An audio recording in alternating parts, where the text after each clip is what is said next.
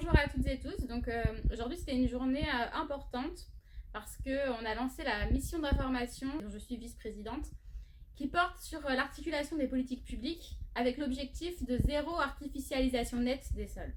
Dans cette première salve d'audition, on a reçu aussi bien des organisations écologistes comme le WWF et des représentants d'élus locaux. Et ce qui en est ressorti notamment, c'est qu'il y a une tentative de détricotage du ZAN, donc ce fameux objectif de zéro artificialisation des sols, à la fois via le discours de politique générale de Michel Barnier, mais aussi via la proposition de loi du groupe LR au Sénat, qui vise en fait à repousser cet objectif à 2050.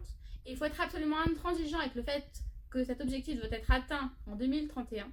Alors cet objectif, il n'est pas toujours bien reçu, il est toujours bien compris auprès des élus locaux. C'est ce qui est ressorti aussi des échanges en fait durant ces différentes auditions.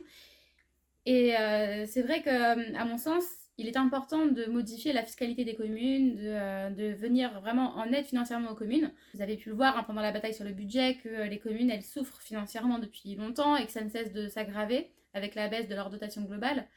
Et puis, on sait aussi qu'avec la fin de la taxe d'habitation, les communes, elles se reposent essentiellement sur la taxe foncière. Donc forcément, quand on leur dit de moins construire, elles grincent des dents.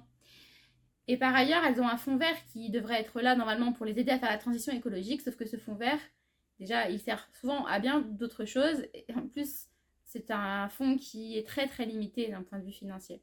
Donc il faut vraiment complètement revoir tout ça pour que cet objectif soit réellement applicable. Voilà, donc c'est mon premier ressenti. J'attends de voir les autres auditions et je vous tiendrai au courant.